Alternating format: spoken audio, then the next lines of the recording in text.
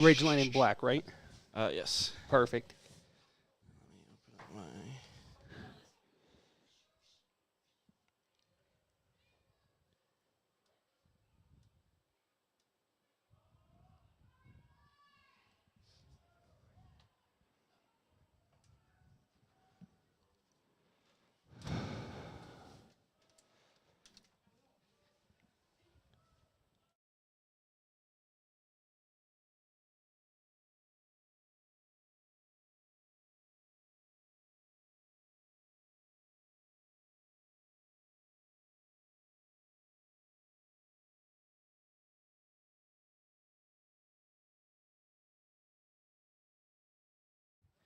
Welcome in, folks, here to Zions Bank Stadium in Harriman, Utah. It's the 4A soccer semifinal between two Region 11 powerhouses, the defending state champion Green Canyon Wolves, taking on the designated home team today, Ridgeline Riverhawks, the Region 11 champion Stockton Jukes, and Ryan Lawrenson here with you on 107.7 FM, the home of Region 11 Spring Sports. As we get underway here at Zions Bank, about 2 minutes down, still tied at 0. Riverhawks are going right to left on your radio dial. It's time for our uniform check, brought to you by the Logo Shop, committed to schools, teams, and youth groups. Ridgeline wearing their all blacks today as that shot is deflected off of a Ridgeline attacker. Green Canyon in their all whites. Ridgeline holding the ball in the offensive third right now as that one scoots across the top of the area. Intercepted by Green Canyon. Now they can break with Torres. Giovanni Torres goes off to his left for Stockton Ashcroft. Ashcroft tripped up there, but they're going to say he got ball first. That is a clean tackle. Ridgeline back with the ball, and they pass that out of bounds. Bad deflection. Some good play so far between these two Region 11 teams. Stockton, Green Canyon had already had a shot on goal despite being just shy of 3 minutes in now. They're doing fantastic so far early. 3 minutes played now as Green Canyon goes left to right. Torres has a ball on the left side of the box, tries to get in. It's touched away by Ridgeline. They'll keep it off the end line. It stays in. Pass forward, pressure at the top of the box for Green Canyon. They can't get to the ball. Now it goes up that far side touch line and intercepted by Green Canyon again. It was an excellent sell there by Torres on the fall, but an easy call to play on by the official there. Ball is dropped all the way back to Agee. He's going to go further back to the defensive captain, Tanner Farron, wearing that green armband today. The senior number 4 boots that one down the right side of the field. It's a little too far for Brent Stevens, but he'll chase this one in, create pressure, chips back toward the middle of the box for an oncoming Torres, but that is knocked away and out of danger. Now a push on the back there from Green Canyon. That is going to give Ridgeline a free kick just behind midfield. 36-15 showing on the first half clock, still 0-0, Ryan. Senior Zachary May, the offending shover there from Green Canyon. As a senior, you got to have a little bit more discipline than that, I would think. But obviously, very hot-blooded rivalry between these two teams. Two powerhouses, as you mentioned, in Region 11 and in 4A as a whole. The 2 and 3 seeds going at it, and another shove there. But, Ridgeline really starting to show and hold their own as that 2 seed right now. Good pressure up high from Ridgeline, but Green Canyon gets this back to their junior keeper, Gage Sorensen. He sends a long ball over the top. It almost falls for Torres, but Ridgeline intercepting that goal kick. 4.5 down in this one as we continue to play here at Zions Bank Stadium.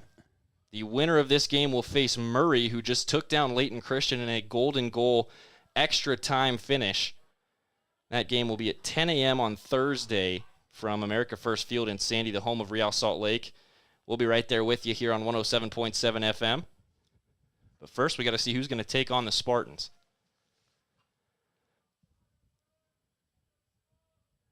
Five minutes have been played here at Zions Bank.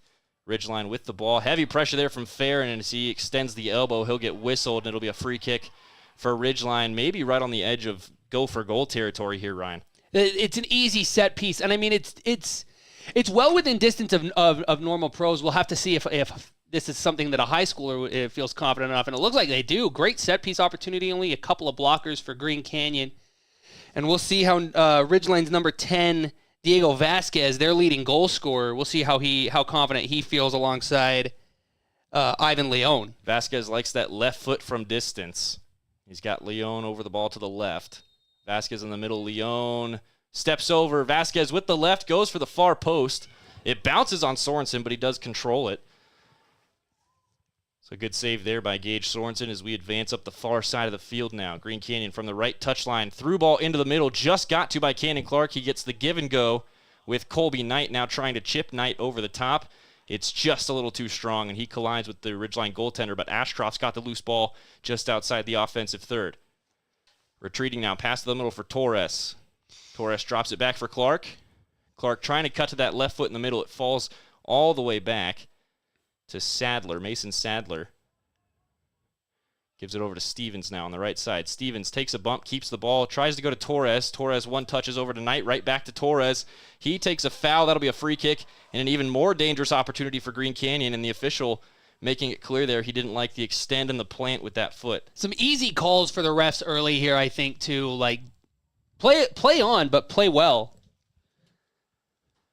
33-20 remaining here in half number one. We're still tied at 0. Green Canyon over to the right side of the pitch here from our press box vantage point.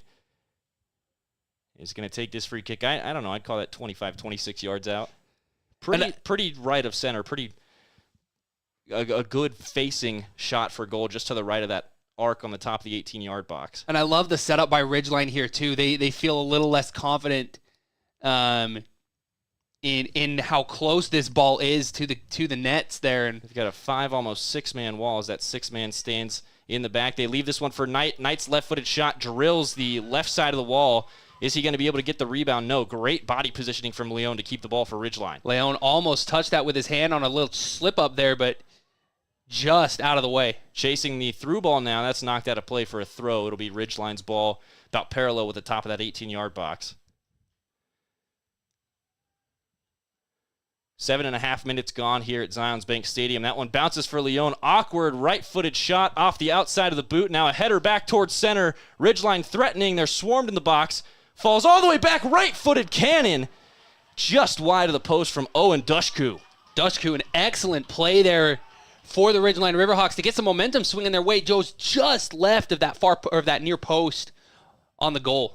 Tried to tuck it into the near side post. It disagreed with him, and now it's Green Canyon's ball deep in their own territory with Farron. Long right-footed pass up the near touchline. It does not get through. Bouncing around at midfield, now booted forward from Stevens. I love watching Garrison Reed take headers. It's like second nature to him. He does fantastic. Ball is in the arms now of Crosby West. West tosses that out to the side.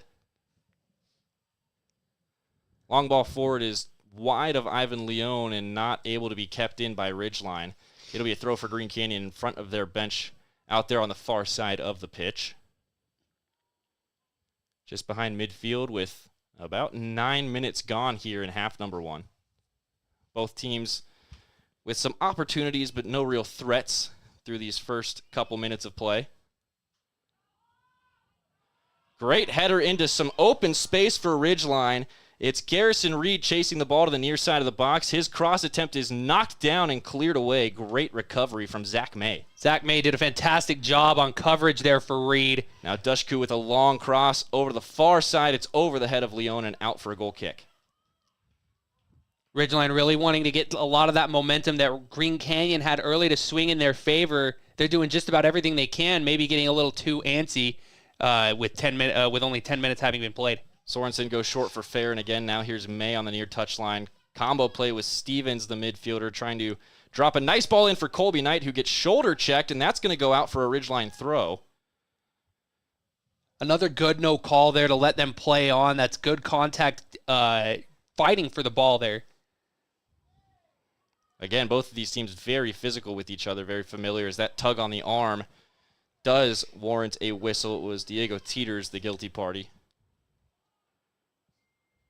Now through the middle for Ashcroft, right on the circle. He is taken off the ball. Through pass deflected by the back line of Green Canyon. Very good at clogging those passing lanes. Now Torres' header sent right back up the field. Ashcroft with a good tackle, no whistle. Ridgeline on the far side of the field. Pass is easily intercepted. Agee gets it right back forward to Torres. Now Torres going to try and play Colby Knight into an open space. It's just intercepted.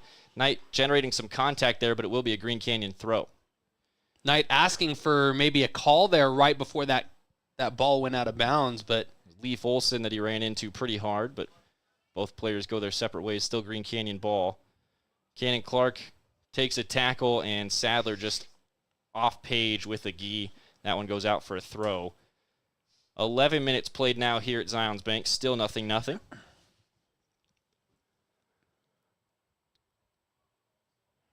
Great overhead there from Leone trying to get a teammate forward. He does get some help now. That's going to be a chip over the top, and the offside flag goes up on Tate Hickman. An easy call there on the Hickman offsides as well. The rest just they're dialed in as much as these players are for these state semifinals and state championship on Thursday. Unfortunately there for Hickman, both shoulders ahead of that back line for Green Canyon, so they will take this free kick, I'd say right at the top of that defensive third. Long boot. Trying to find Colby Knight some space. It takes one bounce. Olsen gets ahead to it. Knight gets a foot to it, but that's going to go out for a Green Canyon corner on a deflection. First corner we've seen in this game. How well has Green Canyon done this season on the corner kick? We're going to see how much that work to get them to the 3 seed has paid off. They elect for a short pass in. From the opposite side of the box now, Ashcroft looking for a cross. He drops this one off to Clark. Clark back into the box, right back to Ashcroft. Ashcroft left-footed low cross is deflected away from goal and cleared out by Ridgeline, but knocked down by Sadler. Still staying in that attacking third are the Green Canyon Wolves. Now heavy pressure as Knight tries to take a foul there. Got clipped on the boot and went down to ground, but the official thought it was a little too easy of a fall. Farron going to get to this through ball attempt on Hickman. Hickman jumps in front of him, though, and gets a nice touch to it. Hickman controlling for Ridgeline. Farron maybe should have cleared that up the field. Now here's Teeters. Goes all the way across. Long cross in is caught by Gage Sorensen right on the 6-yard line. Calling his own number, Sorensen there. What a great call for that as well. We played 12 and 45 seconds here at Zions Bank Stadium. We're still tied at 0. These two teams had a very entertaining regular season series, Ryan. Green Canyon winning 1-0 at home against Ridgeline. They shut out the Riverhawks in North Logan, and then Ridgeline returned the favor with a little more oomph, 4-1, their victory against Green Canyon in Millville. Might have been 4-0. I'll have to double-check Max Preps on that. As Ashcroft might get to a loose ball at midfield, he does, gets a touch, and takes a pretty decent bit of contact to get a whistle, and a yellow card coming. Wow, early card there. No argument from the Riverhawks number 25, Stockton Green, the midfielder. Stockton on Stockton violence there. As a fellow Stockton, I don't like that, Ryan. Yeah, no, that's a tough thing to watch. Number 25 for Ridgeline coming out. That's Stockton Green coming in for coming out in favor of Miguel Gustave. In case you're unaware, in the UHSAA, if you do take a yellow card, you've got to come off the pitch until the next dead ball. You can be subbed back in at the next opportunity, but you have to come off for at least a little bit. Farron's long right foot is going to be short of the charging Colby Knight at that near post. Torres now with some good pressure gets the ball back for Green Canyon, but that second pass goes nowhere. El Leon. Excellent reception for him. Up the left side now for Ridgeline. Oh, a great standing tackle from Zach May, and he gets it right back just beyond midfield. Clark now into the middle. Torres chips it forward. Cannon Clark's running just a little too late. That'll go all the way back. I love what I see from Green Canyon on the passing game. Very tight, very mature and dedicated passes. They know their job when they're making that pass. You're listening to Region 11 Soccer Semifinals, a special edition of our Region 11 Spring Sports here on 107.7 FM. Stockton Jukes and Ryan Lawrenson here with you from Zions Bank Stadium in Harriman, Utah. The winner of this one will take on the Murray Spartans in the 4A Championship Thursday morning at 10 a.m. from America First Field. We'll have that right here for you on 107.7 as well. Looking forward to that matchup. Going to a stadium that just hosted a banger of a Rocky Mountain Cup, Ryan, as there's some head contact there on a ball in the air. We're going to have a stoppage as the officials got to check on. I think that's Gavin Buck. I think he's having a little bit of words with him. That contact on the head may have been a little bit too aggressive for this early phase in the game. Well, it's going to be a Green Canyon free kick. So he was checking on Buck. Now he's going to have a word with the Ridgeline defender. Oh, no, he's switching the possession here. He's saying this is going to be a drop ball? Yeah, no foul. Head contact to stop the play. This will be played as a drop ball, so Green Canyon will probably just send this right back to the back line. And they do. Just about 15 minutes gone here, a little shy of that. Still tied at nothing as Farron tries to generate some offense. That ball's not going to get all the way over to Ashcroft. Just thrown up into the air at midfield. Ridgeline trying to control. Now some pressure from the back from Stevens. He can't get there. Good read from Agee to intercept that pass. Clark goes to the far side for Ashcroft. Ashcroft, just a freshman for these Wolves, but their second leading point scorer, very proficient on the ball, but he's been shut down right now by Ridgeline's midfield and their back line. That really speaks to how disciplined these Green Canyon Wolves are, too, I think. Another fight for the ball at midfield. This one does make its way back to Ridgeline, and the Riverhawks break up the near side. Leon falling does get that 1 foot to it, over to the side, right back to Leon. In the middle, nice back heel flick. Gustav gets dispossessed, and a nice pass back to midfield gives Green Canyon the ball. Knight back to Cannon Clark. Clark resetting, goes over for Ashcroft on the left side. Ashcroft in the middle for Knight. He was trying to play Torres forward, and he just didn't join him on that run. Now some great pressure from Torres again at midfield. He's been really just owning the midfield in these first 15 minutes of play. Dispossessed that time, though, as we go to the far side of the field with Ridgeline. Torres again from behind gets some help for Agee to get the interception. Now this one's sent all the way back to Agee at the back line. He's going to go even further back. Now we'll switch to the near side. Zach May drops it for Farron, right at the top of his defensive 18-yard line.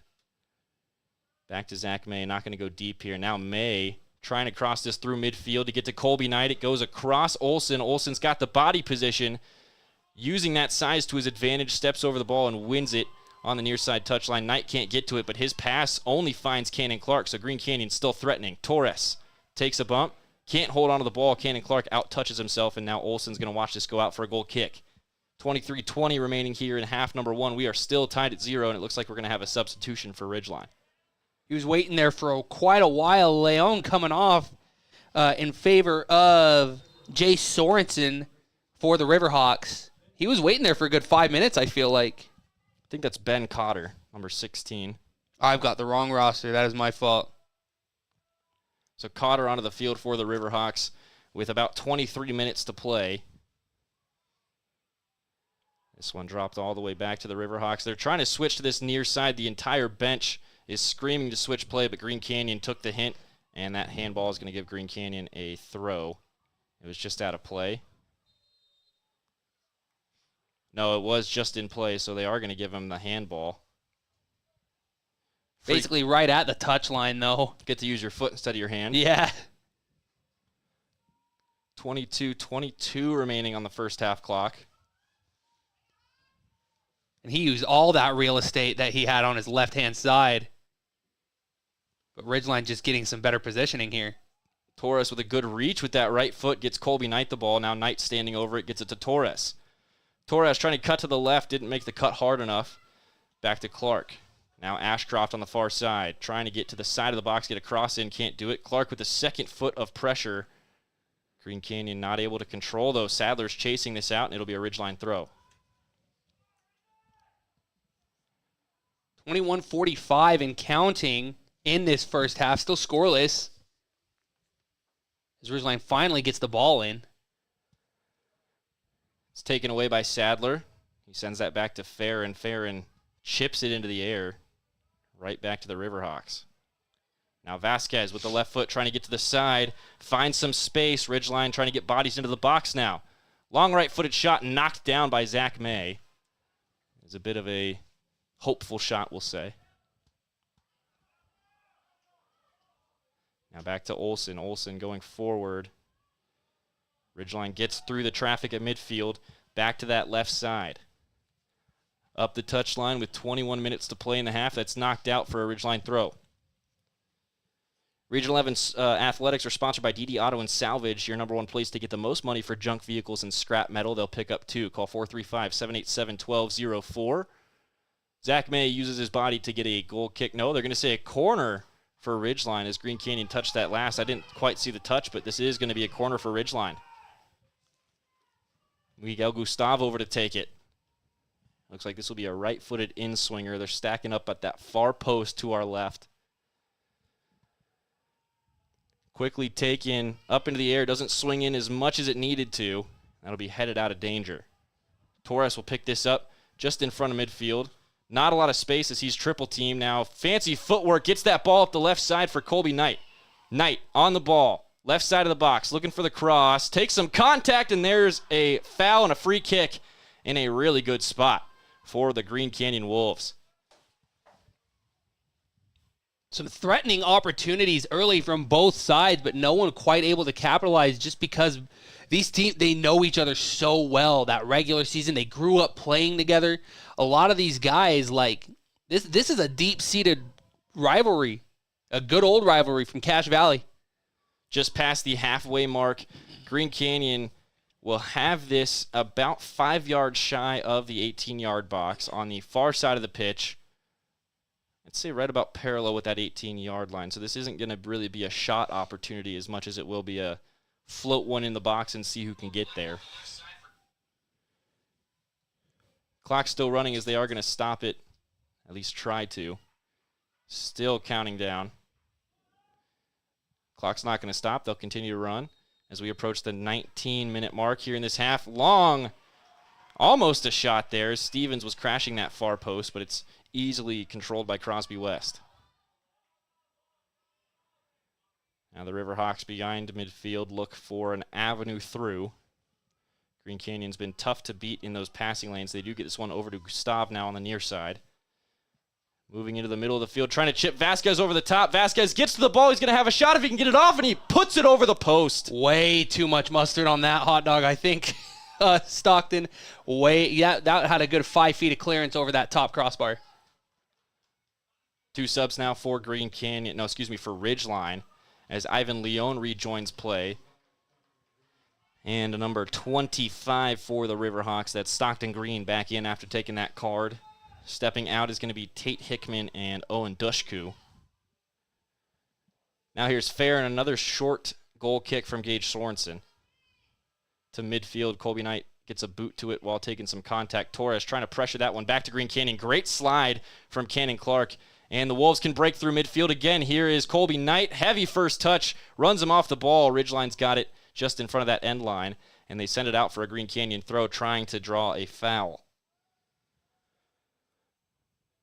Quick throw for Green Canyon. It's Colby Knight back to Ashcroft, back to Knight.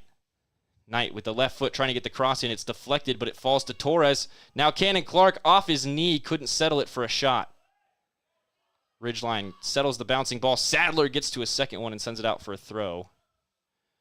Good work to stop the break there for Ridgeline. 17:25 to play in the first half. We're still tied at 0-0. This is Region 11 Spring Sports, the state semifinal edition here on 107.7 FM, brought to you by the Cater Shop, your one-stop missionary store. Suits, ties, shirts, belts, luggage, and shoes. Love me the Cater Shop, man. That one bouncing through off the throw from Ridgeline. It's going to be sent back to Pirtle, and he's just going to have to send this away from danger. It's another Green Canyon corner, this time from the near side of the field. Just under 17 to play in half number 1. Cannon Clark's going to trot over there to take it wearing those shiny green boots. Clock's going to continue to run once again. We're on kind of a tight schedule here at Zions Bank. Obviously, this is Real Salt Lake's training facility. They are still in the middle of the regular season. And we had a 4A semifinal before this. We talked about it a little bit. That ball bounced around, maybe touched a couple of different defenders, but Crosby West is going to keep it in. And he'll control this one back out to the 18. A great stretch by West to keep that in play to potentially avoid that corner kick that was coming Green Canyon's way once again. Up in the air at midfield, it bounces between 4 different soccer players down there. I think 2 of each colored shirt. And now Sadler using the body to get to the ball there. A little too easy of a fall from Vasquez, says the official. We've had a lot of that today. He's letting them play. And another instance of letting him play as Ashcroft goes down to the ground. Now a long pass for Ivan Leone, but he's all by himself in a triangle of Wolves, now a rectangle. Trying to create space on the far side of the box, trying to get this back in, cuts back up the field, looking for the left foot, back to the right, back down the field. And finally, that ball is knocked away from him. It'll be a Ridgeline corner from the far side of the pitch. 15:35 to play in the first half. Neither team giving an inch in this first half, Stockton. They're doing a fantastic job of controlling where they can and moving back to control where they need to. This game definitely much more reminiscent of the first of their regular season series in North Logan, and I think Green Canyon going to be feeling a little bit more comfortable for that reason. But Ridgeline so good at scoring out of nowhere, and they've got an opportunity to do so here with this corner kick. Green Canyon trying to play the long game. In-swinger going for the near side post. It's over everyone. Almost made contact with the outstretched head of Denayer Dean. Wow, and he got some airtime on that jump too. Now under 15 to play here in the first half. Bad throw, bad touch from Green Canyon. They turned it over in the defensive third. Now Ridgeline trying to chip this in for Vasquez. It's over his head, and Sorensen grabs that out of the air. He'll bowl this to the far side for Ashcroft. Props to Sorensen and Diego Vasquez from Ridgeline avoiding contact there midair. That was masterful. Starting to warm up out there as we approach the real summer months. Advanced Heating and Air Conditioning, a proud sponsor of Region 11 Athletics, is who you want to call. 435-752-7272. They've got some great options. It's a gorgeous day for soccer here in Harriman, south side of the Salt Lake Valley. Just some beautiful overcast day. You've got a great view of the mountains here. It's awesome at Zions Bank Stadium. Sun coming out from behind some of those clouds now as the turf lights up a bit. Ridgeline on the ball right at the top of their offensive third, trying to break through that back line of Green Canyon. Very uniform, very disciplined defense these Wolves have. Is that one, I think Ivan Leone just overran it.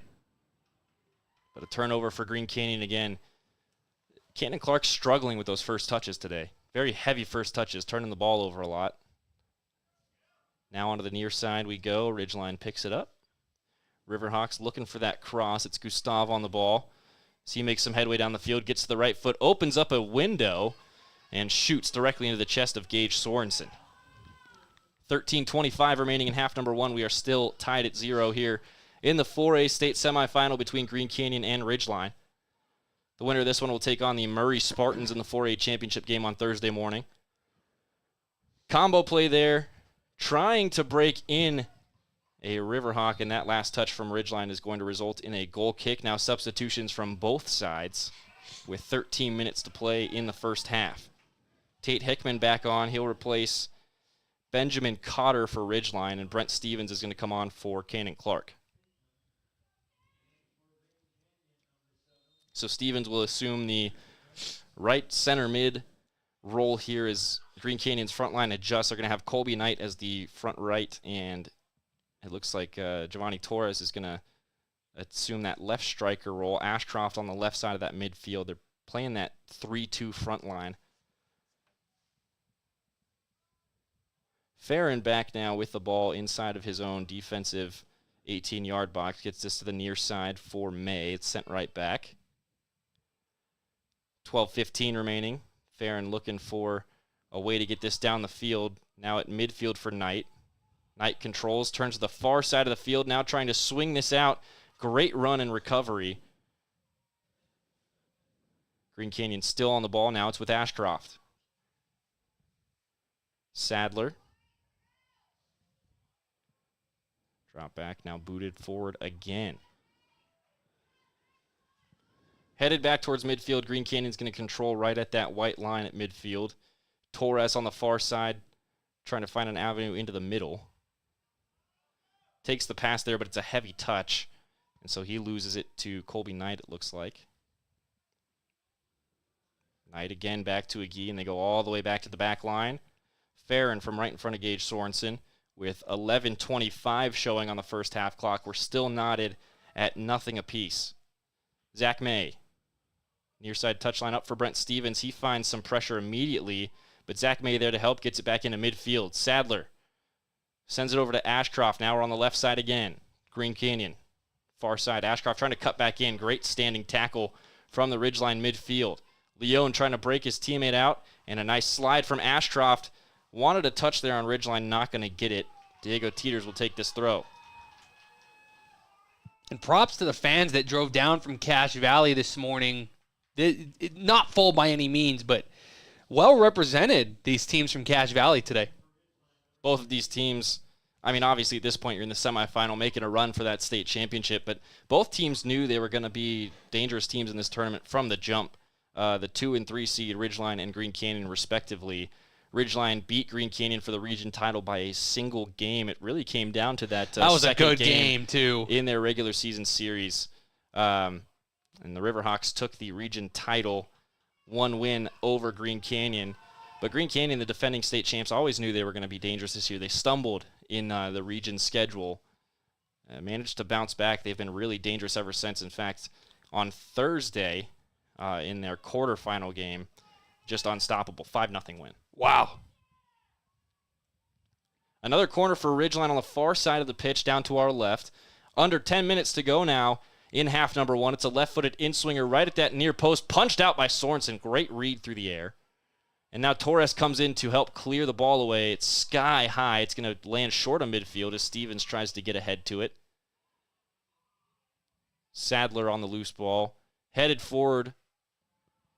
And now an opportunity for Vasquez, crossing this one all the way across to Gustav. Gustav looking for that right-footed shot across the top of the box, drops for Leon. Now Leon takes the right footer over the crossbar. My word, now that was a shot on target for the Ridgeline Riverhawks, just barely over that crossbar. And now we've got a soccer game with 9 minutes, 10 seconds to go. Just shaved the beam there. Sorensen was beat, but that shot just did not get down in time. We are still tied at 0 with 9 minutes to play. Ridgeline on the far side gives up a throw for Green Canyon. They'll have that at the end of their bench. Looks like we might see one more substitution from the Riverhawks at the next dead ball as Ben Cotter stands at midfield and waits for the signal. Throw in over the head of Green Canyon at midfield. Now Vasquez gets this to Leon. Right outside the circle, Leon charging through the middle of the field. Lots of space. Another right-footed shot misses by even more. 8:29 as I think we're going to have substitutions. Yes, we are. Really liking this near side. That's their left-hand side. Trying to attack that goal, engage Sorensen. Almost wonder if Green Canyon going to shift over in that direction here in the next few moments. Diego Vasquez is going to come off the pitch with 8:10 remaining here in the first half, as his gears have been turning for the first 32 minutes of this one. He'll take a breather. That one bounces out of play for a Riverhawk throw. Torres on the pressure just couldn't get through the body. Denayer Dean headed right back out for another Ridgeline throw. 7 minutes and 50 seconds showing on the clock. This throw will be left for Hickman. He's going to try and go long down the field. It's headed back towards mid by Agee. Chipped ahead by Zach May. Over the head of Stevens. It's another turnover for Green Canyon. And now a great run by Hickman almost generates a great counter opportunity for Ridgeline, but Green Canyon just can't be beat on that back line yet. Stevens on that missed header opportunity just absolutely misread where that ball was going. An unfortunate turnover once again for Green Canyon as they're on the attack now. Torres trying to play a teammate forward there. I can't quite get the number. It looks like Jace McBride on the field now for Green Canyon. Now May gets over to Stevens on the near side. Sent back towards the middle for Torres. He takes a boot there, but he's not going to get a foul as he initiated the contact, and I actually agree with that. I definitely agree as well. Pirtle stood very tall on that contact and played all the way into the other half as a backfielder. Wolves get it back at midfield, and as Sadler tried to get to the left side for McBride, that hit the back of the official. He did try and duck out of the way, but it just happened, so we'll play a drop ball from that spot. Farron's on the ball just in front of midfield. Green Canyon will try and cram everyone inside that last 60 yards of space. Now Sadler switches play back to the left side for Agee. Down for McBride. Right back up to Agee. Gavin Buck through the middle. Sadler again. Gets some air on it. Finds McBride. McBride heavy touch. Just barely gets it back to Agee. Now Tanner Farron's going to have to reset from deep in his own defensive territory. Green Canyon getting pressed all the way back up the field. That's dangerous territory for their back line. They turn it over at midfield now. Touch gets away. And Ridgeline's got to break up the far touchline. They turn the corner, but it's too heavy as that one leaks over for a goal kick. Lots of speed on that far side. Managed to turn the corner, but maybe a little too late there, Ryan. And as we approach these last 5 minutes as well, I think Green Canyon really needs to understand where their ball placement is. These turnovers especially in the late phases of this first half, have just been this is textbook soccer that you're giving up right now. Off the head of Stevens, it'll be a throw for Ridgeline just behind midfield. Again, they're working right to left on your radio dial here with now 5 minutes just over remaining in the first half. Still tied at nothing. Nice turn. And a great lead pass over to the left side for Leon. He's going to have a cross. He's got 2 or 3 in the box that he can look for. Moves to the right foot. Now back to the left. Great touch. Back to the right. And he's just going to go up top for Gustav. Gustav skips over his foot. He's going to have to back out. And now crosses play for Dean. Dean chipped over the top. Sorensen punches it out of position. Sliding save. Gustav follows it up and scores. Ridgeline on top. 1-0. 4:43 to play in the first half. Man, what a nightmare for Sorensen. And all credit to Sorensen there. He did everything right. His defenders even looked like they were just about into the right spot, but they were just that step behind Ridgeline. And what a great opening goal in this Region 11 rivalry state semifinal. 1-0 Riverhawks, 4:43 remaining here in the first half. And it was Gustav who slid that through traffic with Sorensen on the ground, didn't get the help he needed from his defenders. And Green Canyon's in a hole, but not a big one, with more than half the game to play. Certainly, and Green Canyon, obviously, their big win condition right now is limit your turnovers. And as soon as they start limiting those turnovers, they're going to start generating some excellent offense. But all credit to Ridgeline once again, that goal by Gustav to open things up. Fantastic play here as Green Canyon gets the opening kick here. So it's 1-0 Ridgeline as we approach our halftime break here at Zions Bank Stadium. Green Canyon has been pressuring for most of this one, but Ridgeline, that's what they can do, score out of nowhere, and they get a bad bounce their way. That one falls all the way back to Crosby West. Torres turning on the Jets again, trying to push up the field for Green Canyon. But Ridgeline happy to just send this all the way back down the field for Gavin Buck. He almost turns it over, but recovers just in time. Now a Gee into the middle for Sadler. Sadler switching play for Stevens. Chested down. Stevens plays that forward, takes a bump, maybe advantage here for Green Canyon. They're not even going to say advantage. All is fair there. Now Stevens is going to get called for the retaliation. That was less than what he took. I don't like that, but Gustav's going to go down and say that hurt him in the back, and Stevens is going to say, oh, that's my bad. I didn't mean to hurt you. It's a good sportsmanship still at the end of the day. Yeah, I think I'm with you on that. He took a lot more contact than that, but I think it was just enough away from the play that and they it was didn't clear call retaliation. That. Yeah, exactly. Just over 3.5 left now in half number 1. Long ball for Denayer Dean to chase down on the far side of the pitch, and he does so. Now forward, heavy touch, trying to get the cross in, deflected out by Green Canyon. This will be a Ridgeline corner. Dangerous territory as the the Ridgeline Riverhawks have already drawn blood once this game. With 3:15 and counting to go, up 1-0. Do they make it 2-0 before the half? It looks like we're going to have a substitution. Not really surprising to see Diego Vasquez coming back here in this situation. It's an easy call for the Ridgeline coaching staff to put Vasquez deep in the box here. No, it looks like he's going to go and take that corner kick instead, and I think that's the right call. They want his left foot for that in-swinger towards the near post now because it's coming from the far side of the pitch. He'll replace Ben Cotter. 2:42 remaining now. Clock didn't stop during that exchange. It is indeed the left foot of Vasquez, but he pulled it, and Agui gets his boot to it first. It was never going to be wide enough for that near post. Oh, some great pressure as Cannon Clark helps to win the ball at midfield. Now he's facing pressure from behind from Gustav. He needs to pass that ball. Loses it instead. Tries to recover. It'll be a Ridgeline throw. And that was an excellent down to the ground there by Cannon Clark for the Green Canyon Wolves. Couldn't quite get his foot onto target to complete that tackle, but I love the idea there. Headed up into the air and then forward by Sadler. It's off the shoulder of Gustav, and he gets that away from Torres pressing. Now onto the near side with Olsen, as Olsen looks for options.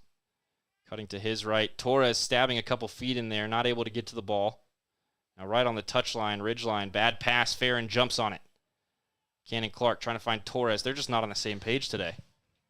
No, and Ridgeline a lot more dialed in, especially after that opening goal. But no, Green Canyon, it's almost looking like desperation at this point from them. That ball went all the way back to Sorensen, and now it's along the far side of the pitch for Green Canyon. Corralled by Agee, drop back for Gavin Buck. Minute 25 to play here in the half, so Green Canyon, if they're going to try and rush here at the end of the half, they've got to do so quickly. But they just can't get through that back line of Ridgeline now. All that momentum is swung over to the Riverhawk side of the field. Sadler's pass is corralled by Agee right on the touchline. He drops it back again for Gavin Buck. 65 seconds remaining in the half. A reminder, no stoppage time in high school. It's a hard 40 minutes, so you'll hear a 10-second countdown as we approach the halftime break. Farron trying to direct traffic from way back deep. Now takes the long boot looking for Colby Knight. Knight's first touch doesn't corral it. Olsen tried to get a second boot to that. It might have run up onto his hand, but the official says no handball. Now Leone trying to generate a break. That chip is just a little too bouncy. And Gage Sorensen can corral that right inside the 18-yard line. 30 seconds left now. Green Canyon's got to go quickly if they want to equalize before the halftime break, but it's not looking like that is going to happen for the Wolves. This might be their last opportunity as they cross into the offensive half here. Agee facing a lot of pressure there. He's worked off the ball. Finds its way back to Leone. Now Vasquez right in front of the half circle. 10 seconds left as the countdown comes in from our public announcer. Kicked away from danger by Green Canyon, up into the air. It'll bounce around the top of the offensive third, and a hopeful shot goes nowhere. It's 1-0 Ridgeline at halftime after a somewhat surprising goal, but very well earned from Miguel Gustav, the sophomore for Ridgeline. Found a bouncer in the box. Gage Sorensen diving all over the turf, and an empty net. Gives Ridgeline a 1-goal lead at halftime. Ryan, what do you think after our first 40? Ridgeline, wow. The absolute discipline from this team right now to really wait for that opportunity. Again, it was a surprise, and I think it was a surprise even for them, but they capitalized. They acted as soon as they could. Green Canyon not dialed in almost, it seems like, after those first few moments where they very nearly scored a goal, but Green Canyon, they really got to limit their turnovers in the second half if they want to score. They're going to be going that right to left. Maybe that'll give them some juice in the tank, but who knows? Ridgeline on top 1-0. This is a big, big game for both these teams. Halftime in Harriman as we play our second 4A semifinal of the day. The winner of this contest will go on to face the Murray Spartans at 10 a.m. Thursday morning from America First Field in Sandy. 40 more minutes between the Riverhawks and potentially a state championship berth, but does Green Canyon have a comeback in? And we'll find out on the other end of our Planet Fitness halftime break. Don't follow Extreme Things. Do your own thing at Planet Fitness. Join now for $10 a month and cancel at any time. We'll be back in about 8 minutes with half number 2. Good news for all school teachers and students. Logan Cash Rich Credit Union is offering ultra-low interest rates on auto loans and more. Plus, they pay school students for good grades. Inquire at Logan Cash Rich Credit Union. Member-focused, goal-driven. Cache Valley Auto Care. We're in the business of solving problems. So we like to take the time to explain everything that's going on with your car so that when you come in and you do these repairs that you can actually drive away and feel confident.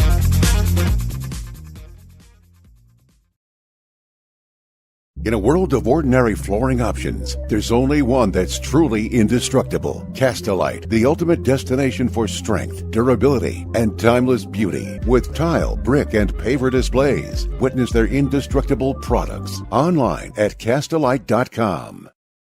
Searching for copiers and printers? Les Olson IT has what you need.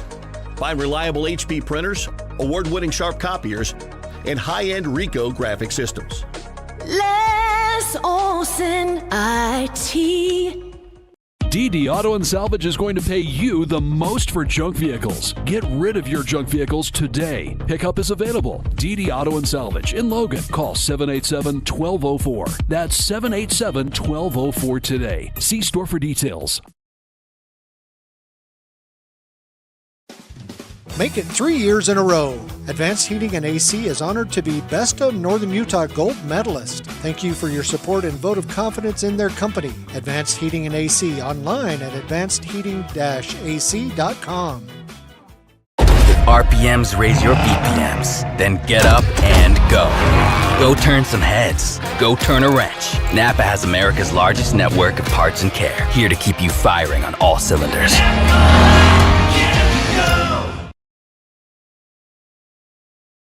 If you're thinking about getting a vasectomy, the healthcare teams at Franklin County Medical Center in Preston are ready. Talk to the experts at Franklin County Medical Center in Preston about your vasectomy. Quick appointments are available.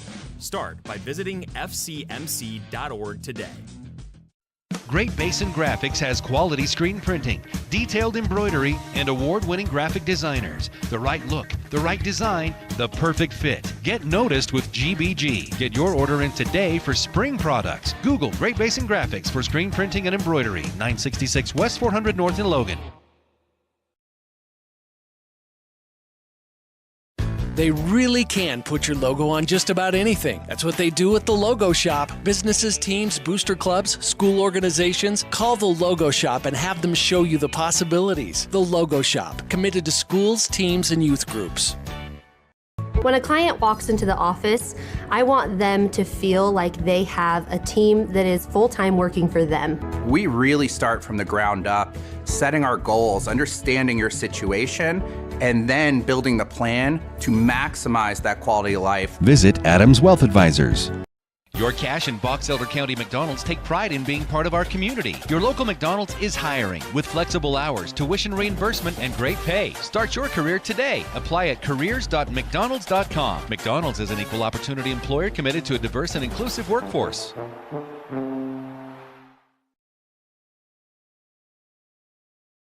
From what's happening in local political elections, to breaking news, to photo galleries and replays of the latest games. If it's happening in our community, it's on CacheValleyDaily.com and the Cache Valley Daily app. Local, relevant news on CacheValleyDaily.com.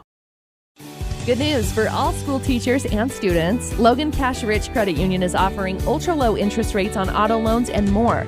Plus, they pay school students for good grades. Inquire at Logan Cash Rich Credit Union. Member-focused, goal-driven. Cache Valley Auto Care. We're in the business of solving problems. So we like to take the time to explain everything that's going on with your car so that when you come in and you do these repairs that you can actually drive away and feel confident.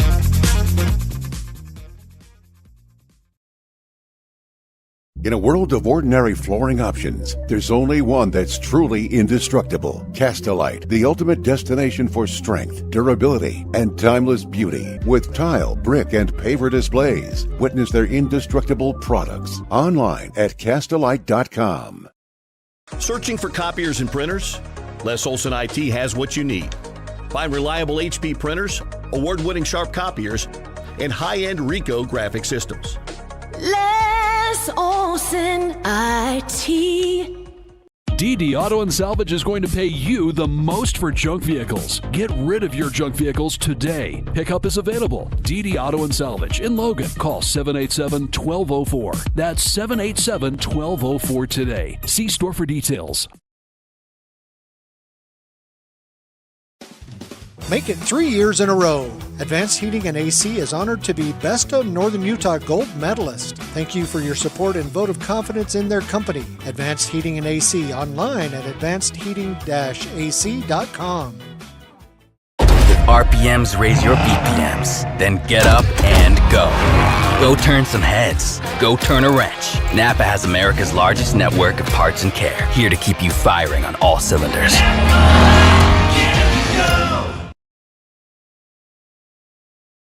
If you're thinking about getting a vasectomy, the healthcare teams at Franklin County Medical Center in Preston are ready. Talk to the experts at Franklin County Medical Center in Preston about your vasectomy. Quick appointments are available. Start by visiting fcmc.org today. Great Basin Graphics has quality screen printing, detailed embroidery, and award-winning graphic designers. The right look, the right design, the perfect fit. Get noticed with GBG. Get your order in today for spring products. Google Great Basin Graphics for screen printing and embroidery. 966 West 400 North in Logan. They really can put your logo on just about anything. That's what they do at the Logo Shop. Businesses, teams, booster clubs, school organizations, call the Logo Shop and have them show you the possibilities. The Logo Shop, committed to schools, teams, and youth groups. When a client walks into the office, I want them to feel like they have a team that is full-time working for them. We really start from the ground up, setting our goals, understanding your situation, and then building the plan to maximize that quality of life. Visit Adams Wealth Advisors.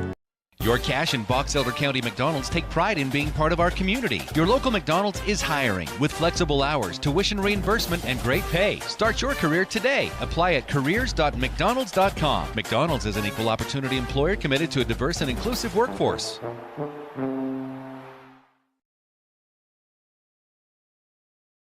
From what's happening in local political elections, to breaking news, to photo galleries and replays of the latest games. If it's happening in our community, it's on CacheValleyDaily.com and the Cache Valley Daily app. Local, relevant news on CacheValleyDaily.com. Good news for all school teachers and students. Logan Cash Rich Credit Union is offering ultra-low interest rates on auto loans and more. Plus, they pay school students for good grades. Inquire at Logan Cash Rich Credit Union. Member-focused, goal-driven.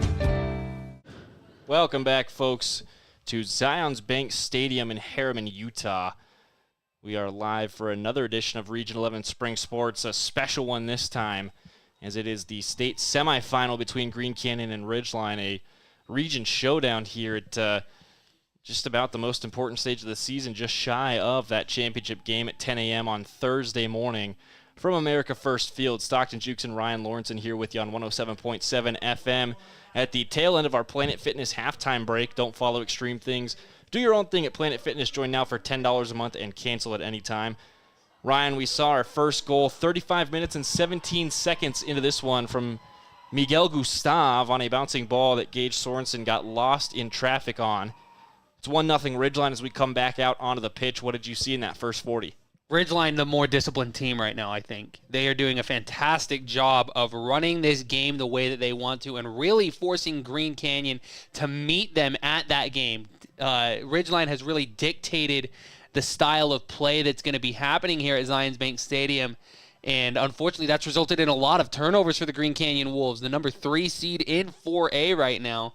And they really need to start dialing some stuff in if they want to equalize this and at least send it to the golden goal like we saw in the Murray-Layton Christian game earlier. Time for another Castellite kickoff. Brick for your home, tile for a bathroom remodel, or pavers for a new walkway. Think Castellite as we're back underway. Ridgeline going left to right on your radio dial as a designated home team in this contest.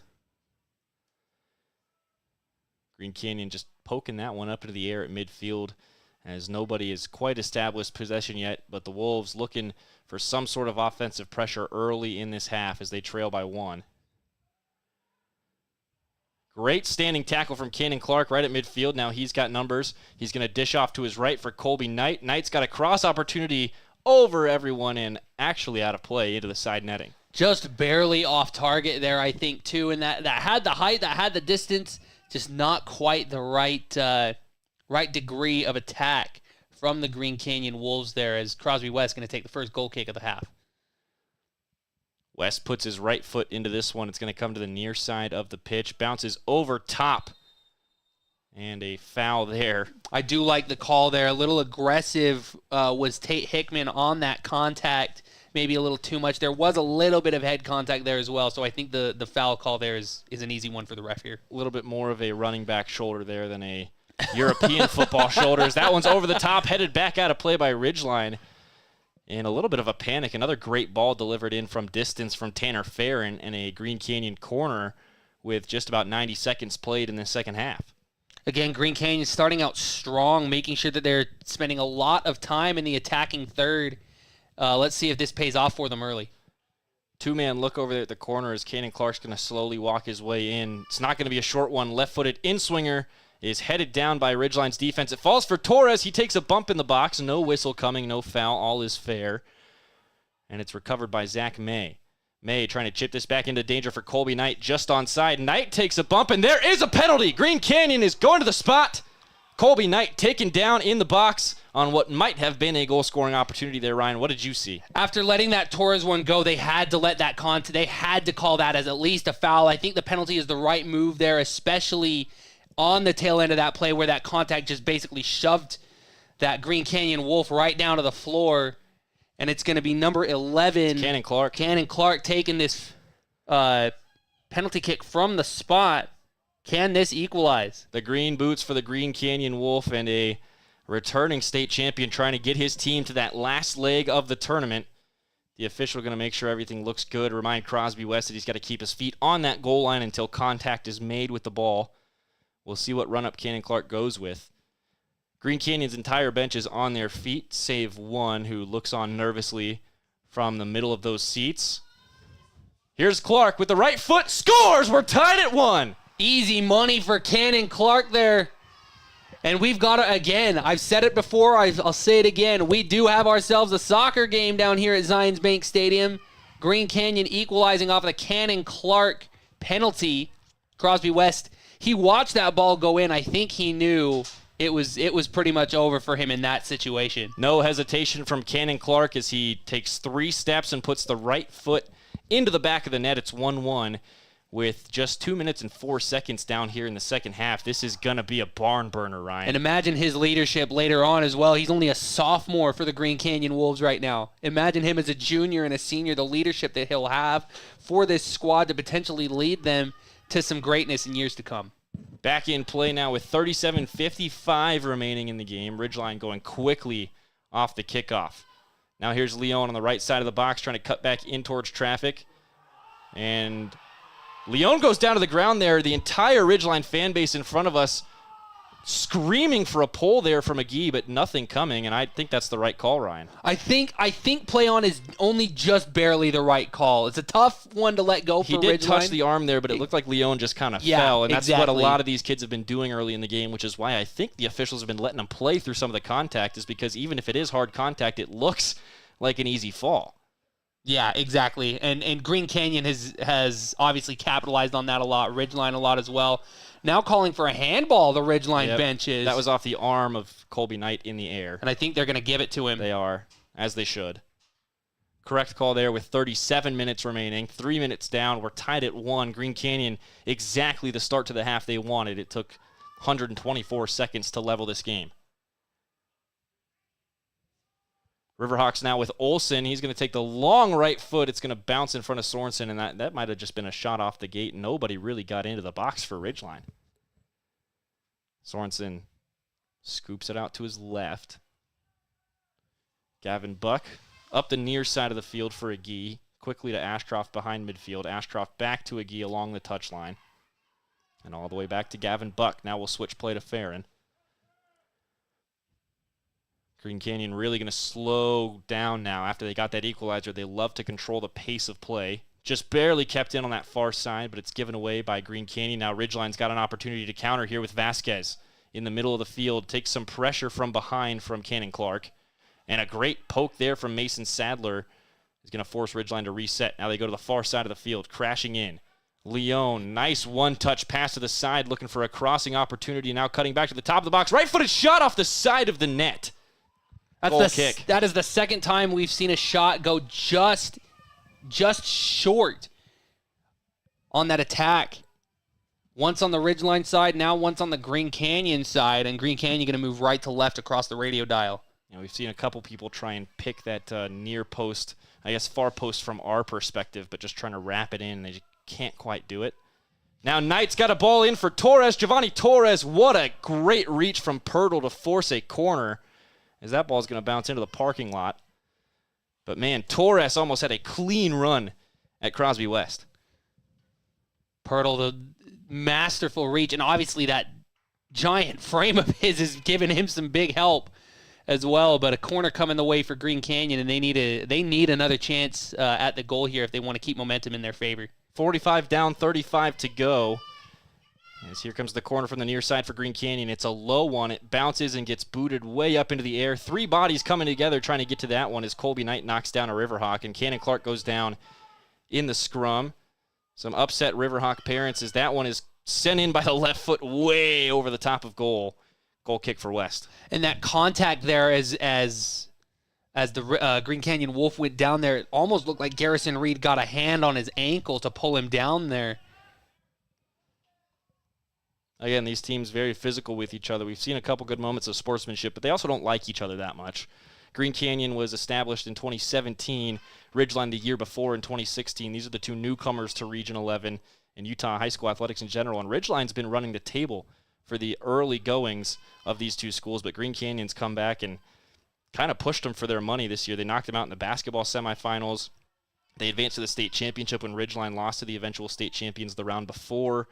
There's definitely been some bad blood between these two teams and these two fan bases in the last few months, as now Ridgeline's going to break down the right side of the field, look for a cross.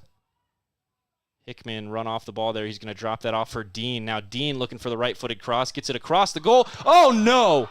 Oh, my word! Gage Sorensen just punched it into his own net. Oh, no!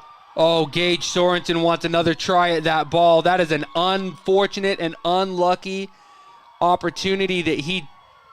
Oh, that's gut-wrenching for the Green Canyon fan base, especially for Gage Sorensen there. He's just looking absolutely dejected by that pole there.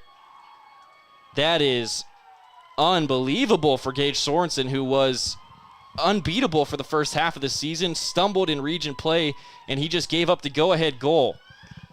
That was a cross from Danae Dean that he tried to read at the near post and punch away from goal, but he did not trap up to the post like you're supposed to and left a window. That ball bounced right off of his fist and into the top corner. 2-1 Ridgeline with 33-37 to play. Green Canyon going to turn up the intensity here now, I think, as well. They're going to have to. They have been pressing pretty hard on offense in the beginning of this second half. After getting that equalizer, had to feel pretty good about themselves, but man, that is going to haunt Gage Sorensen if Green Canyon does not advance. What a turn from Knight now, left foot off the crossbar. Almost bar down, and we almost were tied within 30 seconds, Ryan. What a game that would have turned into if that ball made contact with the right part of that crossbar there, but no, Crosby West going to get a goal kick straight down the middle. The Riverhawks have done just enough to get themselves up in front, and maybe even not enough by some standards, but they are leading 2-1 after an unbelievable Gage Sorensen own goal. The kind of stuff that you just never see, even at this level. Now a fight for the ball at midfield again. That one's over the head of Tanner Farron. Gavin Buck on the other end. Now Sadler gets his foot to it and finds Torres. Torres with a nice one-touch for Colby Knight. Now Knight gets sandwiched but comes away with the ball. Knight pushes it forward to Stevens. Stevens gets enough on it to keep it in play, and that'll go out for a Green Canyon throw off a Ridgeline deflection. Far side of the pitch now at the end of the Green Canyon bench. They look dejected over there as Cannon Clark gets it right back to Colby Knight. Now Knight getting bullied off the ball there by Vasquez. Vasquez goes down to the turf but comes away with a loose ball. Now a good ball forward to Leon. He's got a running Hickman, but it's too heavy, and Sorensen's going to come out of the box to clear that away. I like the aggression from Sorensen after letting in that own goal. Got to do something to get yourself back into the game, and I think that was it. Well, you just continue to play your game, right? That's what we're used to seeing him do. Torres now touches that one through the legs of a Riverhawk defender, trying to find Ashcroft. Ashcroft takes a bump from behind, but it's a good leg from Dean to get that one back to Ridgeline. Across midfield they go, trying to attack to our right, and now a foul is called on Ashcroft there. Both sets of fans are unhappy with it, and the official saying that's my bad for whistling it dead, but Ridgeline had a clear run at goal, and I don't even know if that was a real foul based on what we've seen today, Ryan. Yeah, I don't know if he's calling it. He's owning it, I think, but I think he wants to give Ridgeline a better opportunity. I'm not entirely sure on that call. That's a strange one for me. Yeah, unfortunately, because of the whistle, Ridgeline is going to have to take the free kick. We can't just go and give them another rush. But now with 9 minutes played in half number 2, they're going to drop this into the box with that 1-goal lead. It's going to go up and over the crossbar.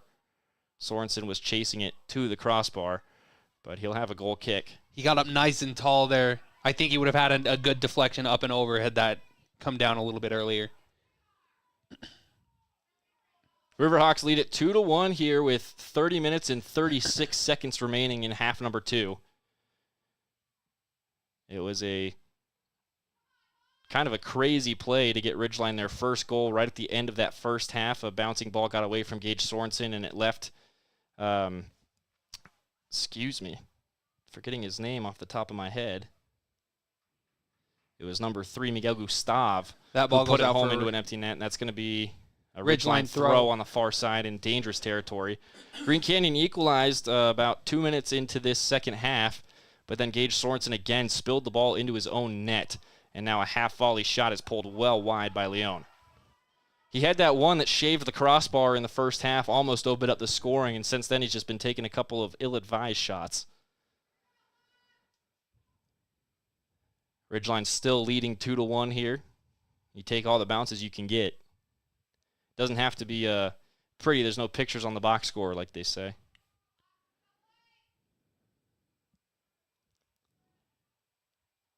Ten and a half down here in half number 2. Green Canyon trying to get this back up to midfield. They take a little bit of time to build through their back line. Excellent. Now a good box bounce out. finds Giovanni Torres. He's going to try and get Colby Knight through, but did not push it out wide far enough. Green Canyon going to end up with a throw at the end of their bench. Torres did a great job of gaining position over the Ridgeline defense there. But now there's just too many numbers for the Ridgeline Riverhawks to allow the Green Canyon Wolves to do anything. Zach May with a couple passes that almost get away from him. It ends up with Clark now back to May. May takes a long right-footed shot. Don't really know what that was about. It'll be a goal kick for Ridgeline. Crosby West trots this one out with 28:45 remaining in half number 2. As we can see, I think that's Leighton Christian loading up on the bus back there. They exit after their season came to a conclusion. No, I think that might be Murray. So they were partying. Ooh, now that ball bounces for Knight. Gets away from the dangerous area, but Cannon Clark found it. Now back to Knight, back to Clark. Clark takes a bump right at the top of the 18, goes spilling down maybe a little dramatically. Green Canyon can't get to the loose ball at the top of the box. It falls all the way back to Mason Sadler. Now Ashcroft heads it along, not on target. Second effort from Ashcroft. No good. I love that second effort from Ashcroft going up against the big, tall guy, Pirtle. 12 minutes played here in half number 2. Green Canyon looking for their second equalizers. That's poked out for a Wolf throw. 2 subs waiting for Ridgeline. They're not going to come on quite yet. Ashcroft will leave this one for Drew Agee. Throws into Torres, trying to box out there. Falls over instead and doesn't get a boot to it. It's on Pirtle now. And Pirtle trying to send this up the field, got on top of it. Cleared shy of midfield to Zach May. May brings it back up for Green Canyon. Into the middle for Clark. Clark, again, facing heavy pressure in the middle of the field. He'll take it back. Now go left side for Ashcroft. Ashcroft on the near side tries to go right back into the middle for Torres. Now Clark gets to the ball, but it finds Ridgeline's defensive boot, and it's cleared out for another throw. Green Canyon just behind midfield now with Drew Agee.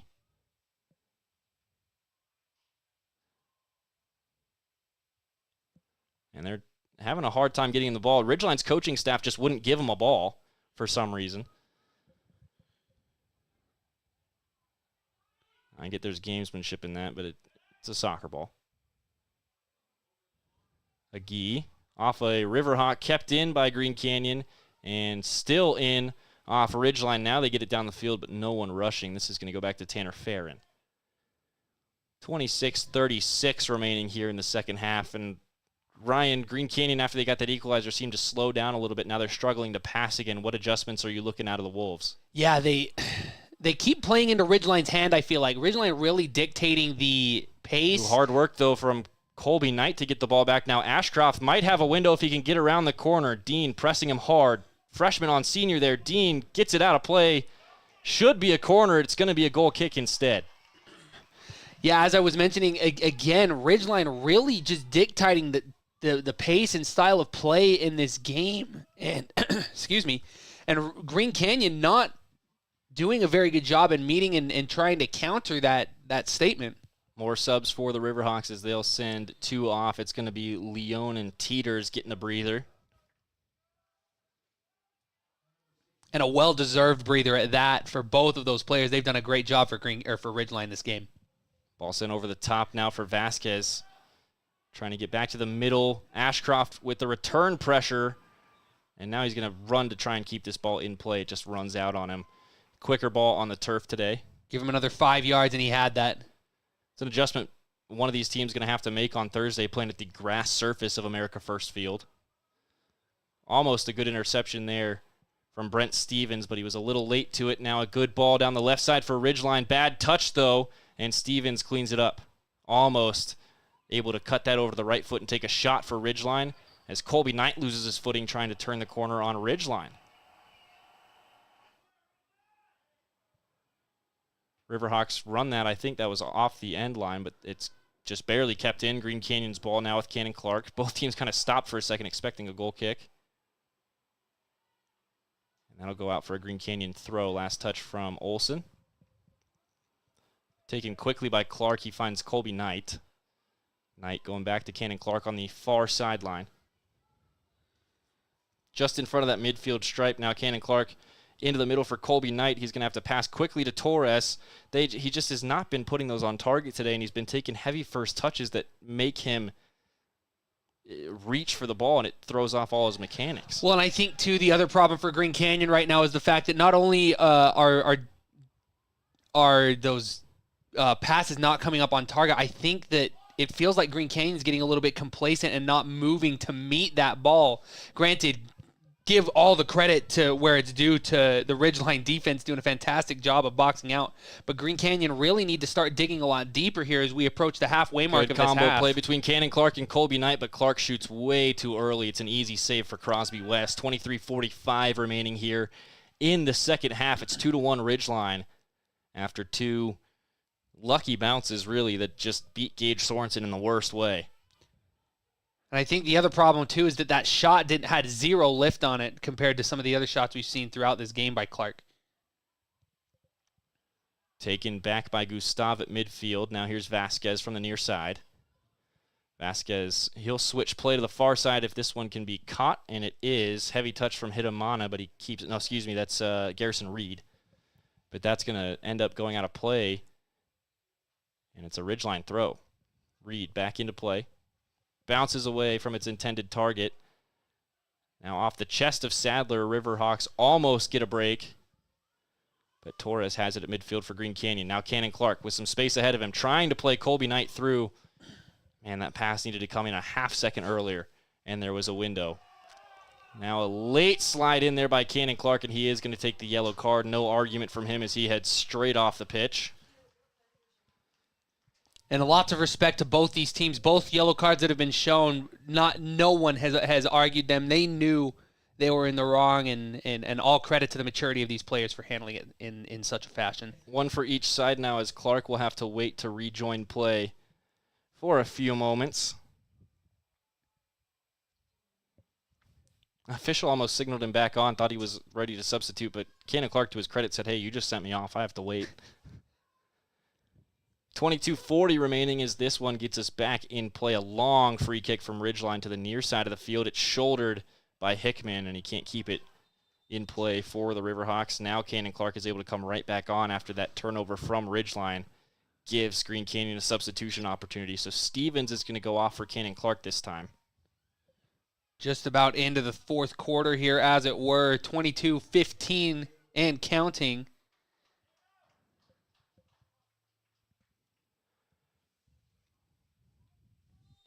Break also coming for Owen Dushku for Ridgeline.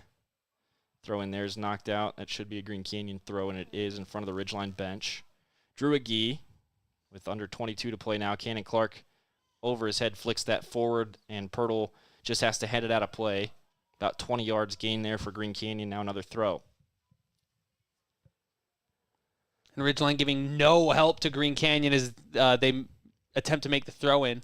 Torres using the body to keep the ball there, now trying to turn down towards the box and find a cross. Into the box, great three-man pressure there, and it's knocked away at the last second by Green. Another throw for Green Canyon from about the same spot as the last. 21-20 remaining in this one. That's off the chest, chin, and then chest again of Sadler. Ridgeline generating the turnover at midfield. Farron jumped that one, trying to get that pass back into danger for Green Canyon. Got some help, though. And it does go back that way, only temporarily, though. Man, Gustav has really been quick through midfield as well. He's been taking the ball away from just about every midfielder Green Canyon's got. Well, and that touch there by number 9 for Green Canyon, that's Colby Knight. was looking for Cannon Clark. It was a bit of a lazy touch by him as well, so made the job real easy for Gustav there. But to his credit, you're absolutely right. He's been all over the field for the Riverhawks this morning. Excuse me. Agee resetting for the Wolves. Now it's sent back up top for Mason Sadler. Over to the right side for Zach May. 20 minutes and 30 seconds remaining here in half number 2. Still 2-1 Ridgeline. Colby Knight, long left-footed shot right into the hands of Crosby West. Maybe just trying to scare him a little bit. An easy wrangle there for West, but I do like the idea. I would just like to see these ideas develop a little bit more before some of their execution from Green Canyon. Gustav goes down to ground there, and Green Canyon takes the ball back. Torres sends it back to midfield. Gavin Buck controlling. He drops it back to Farron. Halfway through the second half, less than 20 minutes to go now. Green Canyon, defending 4A state champions, trail to their Region 11 rivals, the Ridgeline Riverhawks, 2-1. And they need an equalizer pretty quickly if they want to get comfortable again. Definitely playing panicked, though, it looks like. Yes, I think that's the perfect word to describe that, as that last touch by Mason Sadler. Off the arm of Torres, but they're going to say it was in a natural position and a bad bounce, so Torres keeps the ball, much to the Riverhawk fan base's dismay.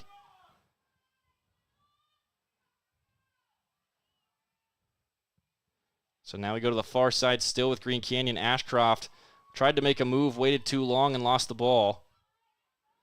And a good touch from Ben Cotter gets Ridgeline going the other way. He's going to have help to his right in Vasquez if he can get around the corner, but great work from Gavin Buck to throw his body in the way and force a goal kick.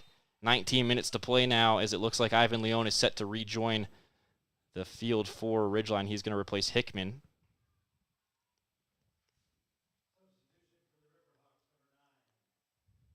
If you teach in the Logan Cash or Rich school districts, you can qualify for ultra-low interest rates on auto loans and more. Get approved in as fast as 30 minutes at the Logan Cash Rich Credit Union. 18:35 remaining as Sorensen gets back underway. It's another short goal kick to Tanner Farron on the far side.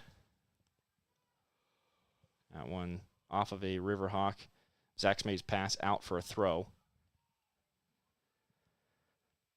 Drops it in short for Cannon Clark. Now Clark trying to walk the tightrope on that far touchline. It's knocked out for another Green Canyon throw. This one just shy of midfield.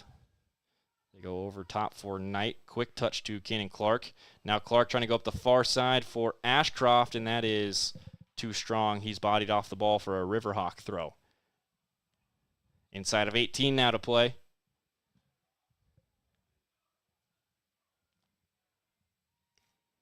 Chipped in towards the middle. Ooh, dangerous stab there from Sadler, but the Riverhawks come away with it. Now sent to the near side, a good run. Love that placement. Garrison Reed had that, got it to Leon. Leon beats one, can he beat two? Moving to the right foot, trying to get the low cross across, and Green Canyon gets it away from danger just barely. It'll be a corner kick for Ridgeline with 17:27 to play. Love the move to send it out for the corner there as well, especially with all the pressure that they were about to face from the Ridgeline Riverhawks. Green Canyon, another tall order here. Now Leon wants to move quickly. He'll set that down for Vasquez and move away from the corner. No, he's going to stay. Maybe a short one here. Vasquez will have the option. Going right down on the end line. This is going to be another left-footed in-swinger. 17 minutes to play. Up into the air, over everyone. Takes a bounce. Still in the box, now back out. Garrison Reed looking for that left foot. His shot blocked down. Cannon Clark gets it out at least as far as Zach May. That ball bounces over Torres at midfield, and Pirtle will be on the other end. Alto Pirtle letting the Riverhawks set just a little bit. Now gets it to Vasquez on the near side. 16.5 to go. Vasquez chipping that one over the top. It's Gustav again on the right side of the box. Gustav over top looking for the cross. It's headed away by Ashcroft. Vasquez picks it up 25 yards from goal on the far side. Vasquez trying to get down that side. Ashcroft sticking with him for now. Burst of speed, left-footed cross from Vasquez over the head of everyone. Leon's header is into the turf and saved by Sorensen. 16:08 to play, 2-1 Ridgeline. Green Canyon looking for that equalizer, but they've been pinned down in their defensive half for the last few minutes. The desperation starting to show for the Green Canyon Wolves right now. Vasquez looking for an outlet, gets one. But they really need to play aggressive, but they need to play smart. Drew Agee had to chase that one down at the touchline as Tate Hickman waits to get subbed back on for Ridgeline. Agee, 15:40 remaining. All the way back to Buck. Now Buck back to Sorensen. Building out of the back here are the Green Canyon Wolves. Taking maybe a little too much time to do so. As now a great ball over the top for Colby Knight on the right side is run down by Knight off of a Riverhawk and out for a Green Canyon corner. Just like that, they're all the way down the field, Ryan. I love that. The placement on that short corner. Ashcroft back to Knight. Top of the box. Left-footed shot is over everything. Too much mustard once again, this time at the hands of the Green Canyon Wolves. I'd like to see him take a touch there, settle it across Yes, the top of the box, absolutely. Get more towards goal. Develop those ideas. Yeah, like you've been saying, Ryan, just a little rushed on offense Yeah, for Green Canyon. definitely. Now less than 15 to go. As Crosby West will take a good amount of time to get this one off. Vasquez walking off on the substitution with Hickman, trying to use as much of that clock as possible. Whistle comes in. West still going to wait just a bit. Now he brings us back in play. Green on the ball. Cannon Clark pressing. Man, Clark just not up to task there physically. Goes down to turf. And a heavy touch from Green gives it away to Gavin Buck. Green from back behind trying to generate a turnover. Can't get his foot to ball. Cannon Clark. Far side for Ashcroft. Keeps it alive. Ashcroft knocked off the ball once. Now turning the corner. Takes a shove, and that's going to be a goal kick. A little bit of embellishment there from Ashcroft. 14 minutes to go. Kind of a close call, I feel like, too, but I think they, obviously they're going to get the call right. They know what they're doing, but definitely a bit of maybe one of the tougher calls to make for that side assistant ref. That one goes off the shoulder of Leone as he tried to turn the corner on Agee. Just a bad trajectory for him. Now 13:40 to go as a Green Canyon throw. Goes off the head of Sadler, finds Torres. Now into Clark. Just past the outstretched foot of Torres. It'll be a throw for Ridgeline. 13.5 to play. Great Basin Graphics has custom t-shirts, detailed embroidery, and graphic designs that will get your business noticed. Proud sponsor of Region 11 Athletics. Up into the air, Farron heading it down off a body. Ridgeline's got a break now. Really bad break for Green Canyon's defense. It's a one-on-one opportunity. What a recovery from Gavin Buck to block that shot.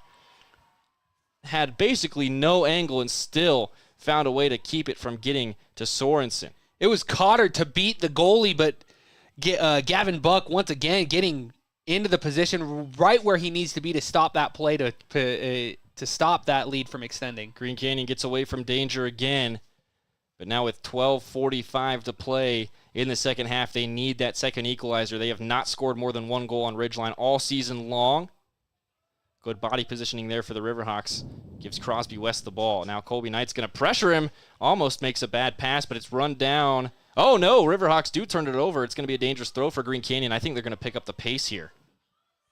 As they should. Time running out. 12:20 to play here. Ball trying to get Sadler into the middle of the field. He was not ready to make that run, and now it's cleared all the way down for Sorensen, who's out of the box.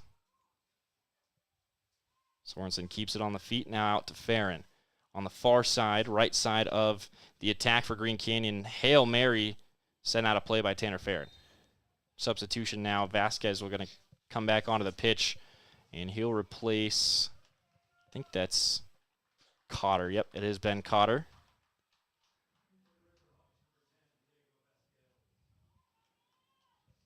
Vasquez likely going to finish this one out for Ridgeline. Usually just takes a couple minutes to breathe at the end of each half before returning to play. Ashcroft now almost stepped on the ball there. Now Green Canyon's got some space on the left side if Stevens can get that ball along for Torres. Torres gets a touch to it, keeps it alive. Has to find Stevens again. Heavy touch from Stevens. Second effort gets the ball back to Torres, though. Torres goes down, getting that pass across to Cannon Clark. Now Clark feeds Ashcroft on the far side. Ashcroft outside the box. Left foot. Gets the shot off into the hands of West. He fumbles it. Still on the ground. Covers it up as Colby Knight goes flying past. Love the pressure from the Green Canyon attacker there to get that ball and almost had it, but had to reload the leg a little bit so that he didn't meet the nose of Crosby West. Looks like Dushku's going to come back on for Ridgeline as Sadler gets this one at midfield. Sent back now for Agee. Agee takes some heavy contact after getting that pass away, and it was late from Gustav. He'll help him up, but get the yellow card. Gustav, and again, just the thumbs up. Yeah, I got it. My bad. And I love the sportsmanship between these two rivals as well. They acknowledge their incorrect moments to themselves and with each other as well. They play each other very, very hard and very physically, but it's rare that we see bad sportsmanship between these two teams. 100%. And that's what I appreciate the most about it, because I love a good contest like this. And I think that's honestly the case with a lot of Region 11 sports. There's definitely a little more bad blood between certain schools, and that's how it is naturally. in high school athletics, but yeah, definitely very physical but very respectful. And a lot of these kids are friends too, in the off season, playing different club sports together, just growing up in the same area. Cache Valley's not that big. Green Canyon with an opportunity here. Ooh. No, broken up there by the foot of Reed. Great centering pass with a last-second clearance, and now some late contact there is going to get a yellow card on Gavin Buck. And Gavin Buck could have made a case for a foul on himself earlier in that exchange as well, but obviously needing to take the card. It's because he stuck that left leg out. Right. Just kept the leg extended. 10:33 as the clock comes to a stop for the booking. It'll be a free kick for Ridgeline about 10, 15 yards in front of the midfield stripe.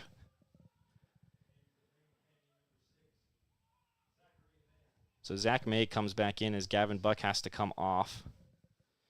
New body up front for the Wolves. It's number 24. I think that's Jacob Chadwick.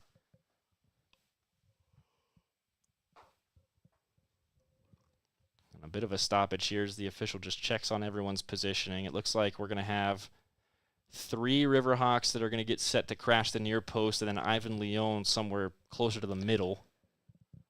Green Canyon's back line set up about 22, 23 yards from goal, trying to draw an offsides, I would imagine. Still no whistle as the players continue to stand and wait on the official signal. Not entirely sure what we're waiting for. Looks like he's having a bit of a conversation with that near side official. He's gazing down into the near side corner off to our right. Clock is still stopped, 10:33. Clock has stopped, and it does look like the officials are having a conversation. I'm not sure what they're talking about.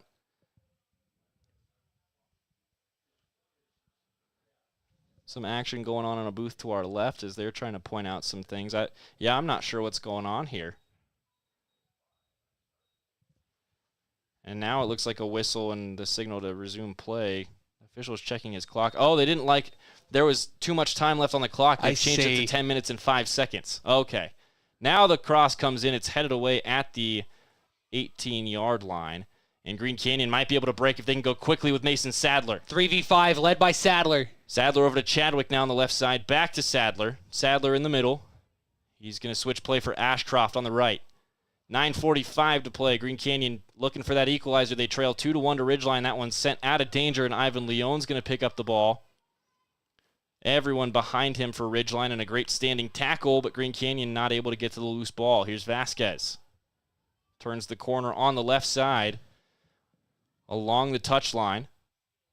Ashcroft standing strong there, getting to the ball. That goes out for a Ridgeline throw. No foul on either party. And Ashcroft getting a little bit frustrated down there. Freshman has been getting a little physically bullied a little bit down there. Just the size difference. That's how it goes as a freshman. If you're good enough to play at the varsity level, you're just not quite strong as those seniors yet. Oh, Farron whiffs on the clearance. Almost a really good opportunity for Vasquez. He goes down to the ground, gets back up, and now it'll be a free kick for Green Canyon. They're going to say Vasquez interfered with that play on the ground. And sans the interference, Diego Vasquez did a fantastic job of boxing out, trying to get back up, but unfortunately made a little bit of too much of an illegal contact there. Knocked down by Green Canyon. Now they send it over to the left side for Brent Stevens. 8.5 to play. Long ball forward for Chadwick. He runs it down, but it's knocked away from his possession. It'll be a Green Canyon throw. Wolves looking to bring Gavin Buck back onto the pitch. And he is going to come back on for Chadwick. No, Chadwick's going to stay out there, it looks like. No, he's just going to go off the easy way. Try and get off the field as quickly as possible for Green Canyon. He wanted to go back behind the net, but they're not going to let him. Clock still running with 8 minutes and 10 seconds to go. Throw comes in for Green Canyon over the top for Cannon Clark. He goes down a little too easily trying to pass that one into the middle, but it's trapped down by Sadler. Now on the right side for Zach May. May switches back towards the center, left-footed cross into the box, bounces through. Man, if Brent Stevens was crashing there, he might have had an opportunity, but Crosby West secures it. And again, just a lot of these ideas, especially towards the tail end of this play, or these plays, they're not really letting ideas develop. They're kind of just taking stabs in the dark almost, it feels like. Shouldered down there by Gavin Buck. Now he tries to get the body around to the ball, and he is going to... Oh, he's going to get called for the foul. He got tugged on by Ridgeline there, and he thought that he won the foul, but the official changed his mind halfway through making the call, and now it's Ridgeline's free kick. And I think the frustration there by Gavin Buck showed itself a little bit, and rightfully so. There's 7 minutes, 7 seconds remaining in this game and counting. And for whatever reason, they just can't seem to get themselves to equalize. Leone follows this one down to the end line. Keeps it in with less than 7 to play now. Tries to make a really good move, but the ball disagrees with him. And now it's cleared way out for a goal kick. And the Utah Royals just got an extra ball for their training session in the fields just below here as that soared way over the gates. Now, I'm not sure if they have this rule at this level of high school soccer or in Utah in general, but you might have to be careful with time wasting on a call like that, just booting that as far away from the field as you can. But it was a smart play. No whistle came in, so I'm assuming that's not a rule here. Either it is or it potentially is, and they just let that one go. I guess it's because they have a plethora of balls to use yes. scattered around the field, so it's not that big of a deal as it would be in, say, a rec game. Yeah, exactly. Tackle from behind there, but it doesn't get away for Ridgeline. Green Canyon still on the ball. They get it to Sadler, who's being pressured heavily at midfield. Sadler trying to get this away from the Riverhawks, and he can't do it. Green Canyon just swarmed when they're on the ball. Now less than 6 to go. Riverhawks lead it 2-1. Leone on the ball, slowly working his way back down into the offensive area. Ridgeline not willing to commit a lot of bodies onto that half of the field. Now Leone might make a run, but a great recovery tackle from Drew Agee. Bad pass, though, finds Tate Hickman. Hickman back into the middle for Leone. Quick touch, quick turn, looking for the right-footed shot. Gets down lower, takes a shoulder check, and they're going to say he went down too easily there. Maybe a little too aggressive for Green Canyon, but they get away with that one. And Brent Stevens sends it up the field for Colby Knight. He's onside for Colby Knight. Onside. Gets his foot to it. Gets it on the goal.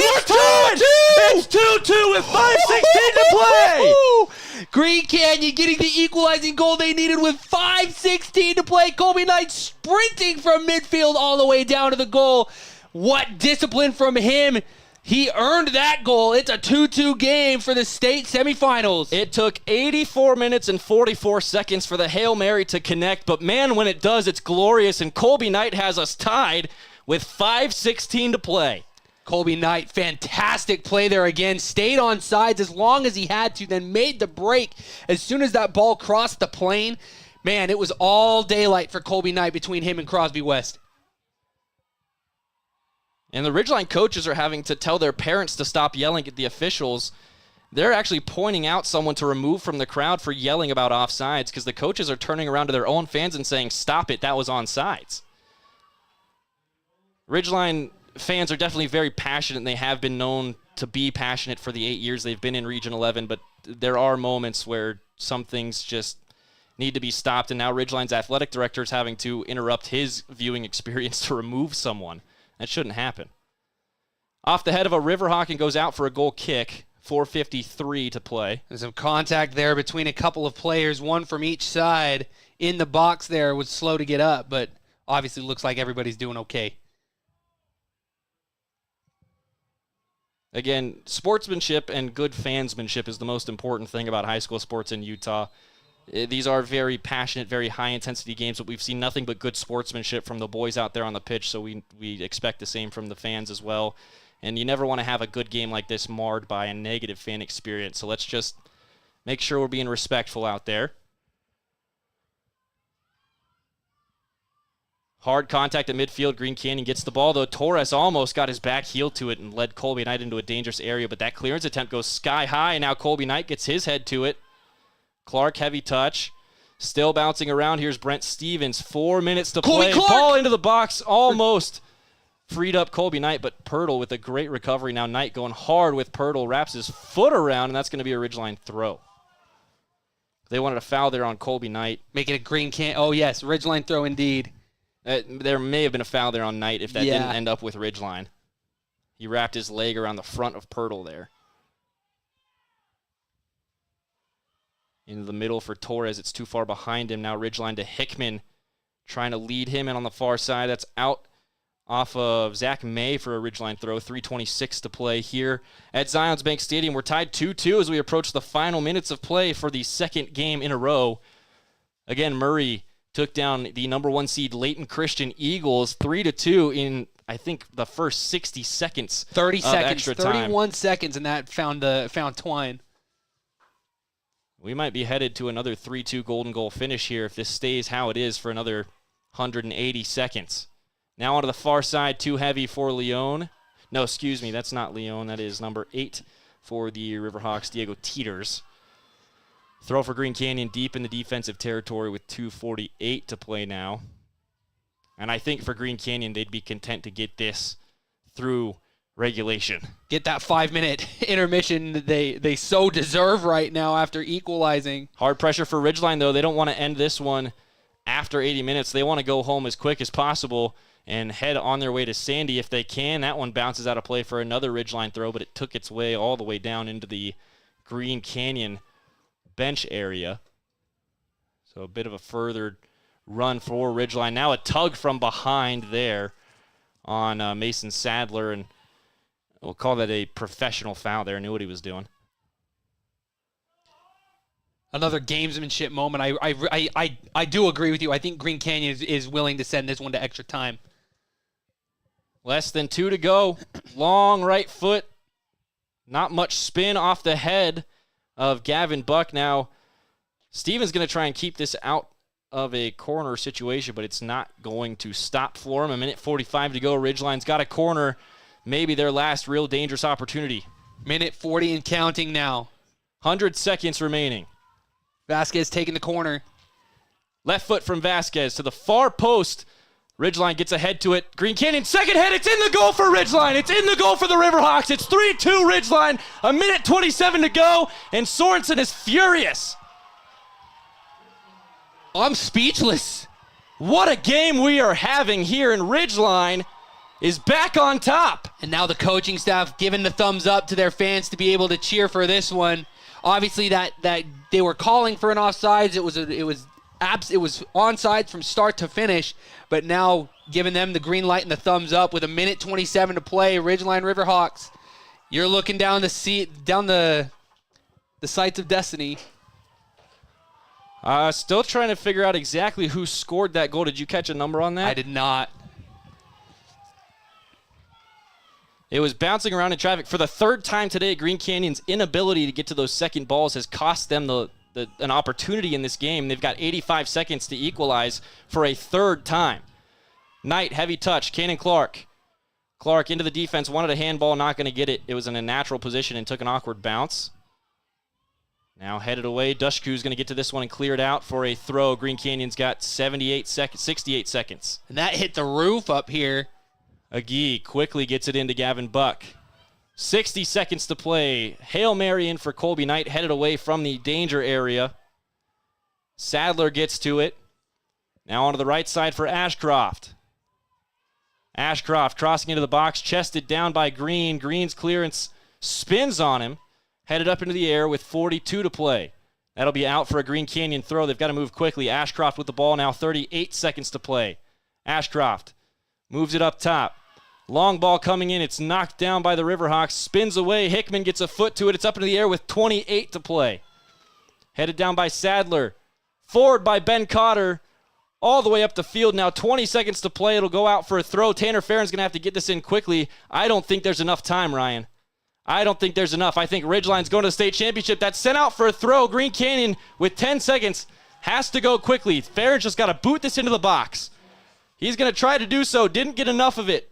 Clark sends it forward. It's cleared away. Ridgeline is going to the state championship. They are going to play the Murray Spartans on Thursday morning at 10 a.m. at America First Field, a sight to behold as the Ridgeline Riverhawks come up on top over the reigning champion Green Canyon Wolves. And man, what a heartbreaker for those Wolves. As some respect now, too, from Ridgeline. They're going to go over and help up some Green Canyon Wolves off the turf as they're heartbroken, man. You love to see it. This is why you love Region 11. I love high school sports in general, but Region 11, it's something special, man. Handshakes, high fives, hugs from the boys. Obviously, elation on one side, heartbreak on the other. But, man, what a great game for Ridgeline. Oh, gorgeous. Start to finish, Ridgeline knew they had one goal in mind, and that was to see the Murray Spartans at America First Field Thursday morning, and they have met and exceeded that goal. It is going to be a very, very exciting state championship on Thursday morning. We now know our two teams, the 4-seed Murray Spartans and the 2-seed Ridgeline Riverhawks. The Riverhawks, Region 11 champions. They've taken down Green Canyon now twice as the defending state champions on their way to that final game. And now we'll have our handshakes just before midfield as the Riverhawks break. And a great game for Crosby West as well, who made a couple really good runs and saves in the box to deny Green Canyon some opportunities. Got beat a couple times, but yeah, Crosby West and really the entire midfield and defensive unit for Ridgeline just very hard to get by today. 100%. And I think, honestly, Crosby West making himself a case for that McDonald's player of the game. We'll obviously get to that here in a minute, but what a game from Crosby West and the Ridgeline Riverhawks to send themselves to the state championship on Thursday morning. So 2 semifinals end with a 3-2 score.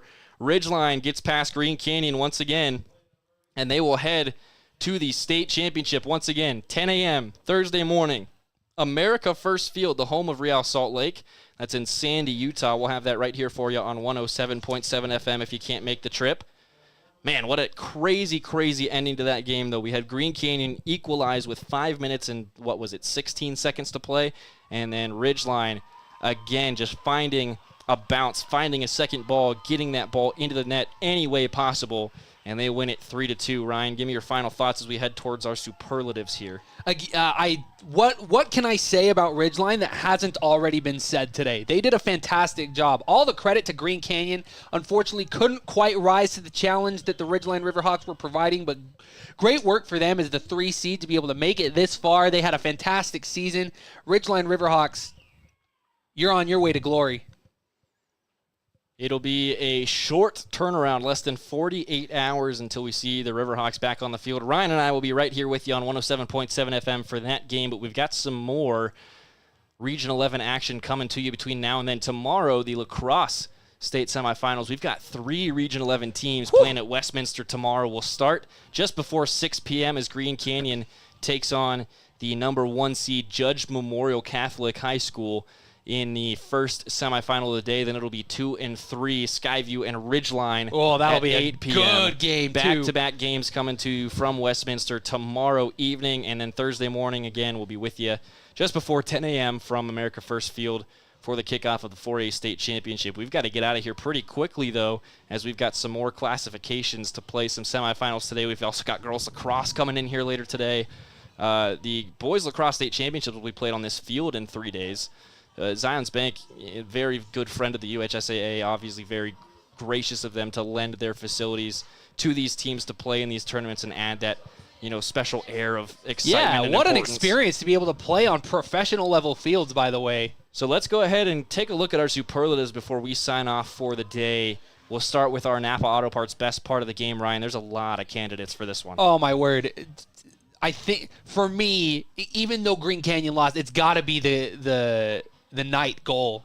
That was perfect. Just an insane Hail Mary. Green Canyon equalized with just over 5 minutes to go, but unfortunately, man, those second balls killed him today on defense. It's terrible. And Gage Sorensen got hung out to dry 3 separate times. You feel really bad for that kid. Luckily, he's going to be able to come back next year and put together somewhat of a revenge tour maybe after the second half of the season that he had. But your Napa Auto Parts best part of the game going to be the Hail Mary goal from Colby Knight to make it 2-2 with 5:16 to play. You can count on Napa for the parts you need and the parts you use every day. But unfortunately, Green Canyon did not do enough today to get past the Riverhawks, get past Crosby West, get past the defense of Ridgeline, and that's who we're going to focus on here for the McDonald's Player of the Game. Ryan, I think you got to give it to Crosby West 100%. Yeah, no, Miguel Gustav as well. Easy runner-up. No, I changed my mind, actually, now that you bring that up. Miguel Gustav is, I think, our McDonald's Player of the Game today because he had that opening goal, managed to get to the ball in space, and still find an empty net with some traffic in front of him. That guy can create opportunities like nobody's business. Miguel Gustav, if there's any chance that we can do a co-player of the game, it's got to be Crosby West and Miguel Gustav, but I think Gustav has just the edge, just the way, his positioning around the pitch today, the way that he was creating opportunities for Ridgeline, it's textbook soccer for this guy. If we had a stat in soccer like wins against replacement in baseball, I think his would be sky high today. Oh, 100%. 100%. He's responsible for stopping probably a little over half of Green Canyon's potential counter opportunities. Just the way that he ran through midfield, the way that he ran up on Ashcroft, on Colby Knight, on Cannon Clark today, and just picked that ball off from behind without fouling. Incredible. And he had the goal on top of it. So Miguel Gustav, the sophomore for the Riverhawks, is going to be our McDonald's Player of the Game. And today's semifinal, he'll look to do some more in about 45 hours, Ryan. It's going to be a good one between the Spartans and the Riverhawks. Absolutely gutted for the Green Canyon Wolves. They had a really great start to their season, as you mentioned, stumbled a little bit in region play, as is the case for any sport in Region 11, I think. Everybody's going to stumble. It's very difficult to maintain power in a very difficult region like Region 11. So for Green Canyon, their dream of winning both the boys and girls soccer state championships in the same year has come to a conclusion thanks to the Ridgeline Riverhawks and their dominant offensive power that was just a little bit better than Green Canyon's defense all season long. And at the end of the day, that's what it comes down to, right, Ryan? You can have defense wins championships, but goals win games, and that's what we saw today. Certainly. And Ridgeline had both. Defense was fantastic. Their goals were perfect. Like, that ball placement inside that goalkeeper's, that little 6-meter box, Ridgeline is second to none, I think, in Region 11 for that. That's going to do it for us here this afternoon now as we approach 1 o'clock local time. 3-2, your final score between Ridgeline and Green Canyon. The Riverhawks will move on to the state championship on Thursday morning, 10 a.m. from America First Field, right here on 107.7 FM, brought to you by CashValleyDaily.com for the latest news, scores, photo galleries, and replays of any sorts of games going on in Region 11. Go ahead and visit CashValleyDaily.com or get the new Cash Valley Daily mobile app. That is the Valley's premier choice for local news and sports information. For Ryan Lawrenson, my broadcast partner, and everyone back at the station involved in bringing you today's production, so long for today, and we'll see you tomorrow night. I'll be with Preston Rice at Westminster for lacrosse, and we'll see Ryan again on Thursday morning. Have a great, great day and a great, great week. This has been a presentation of Region 11 Spring Sports on 107.7 FM and CashValleyDaily.com. This broadcast of Region 11 Sports has been brought to you by Cash Valley Daily and the Cash Valley Media Group, covering the Skyview Bobcats, Green Canyon Wolves, Logan Grizzlies, Bear River Bears, Ridgeline Riverhawks, and Mountain Crest Mustangs. Watch replays of previous games on CashValleyDaily.com.